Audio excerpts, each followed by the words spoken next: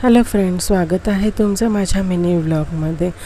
तर आज होता गुरुवार आणि आमच्या इथे बघा लाईट गेलेली, त्यामुळे खूप गरम होत होतं। तर आम्ही असंच स्वामींच्या मठात गेलो। थोडीफार गर्दी होती आणि आमचं स्वामींचं दर्शन झालं, खूप छान दर्शन झालं। इथे बघा मी ध्रुवांना टिक्का लावला आणि त्यानंतर बघा किती स्वामी छान दिसतात। स्वामींचं स्वरूप किती सुंदर दिसतंय आणि हे आहे मठामधून आम्ही निघालो आणि नंतर मी गेली होती चेंबूरला कामानिमित्त। तर हे चेंबूरमधलं मठ आहे। तर बघा तिथे सुद्धा माझं खूप छान दर्शन झालं। हे मठ जे आहे ना ते स्वामी सुत्तांनी बांधलेलं।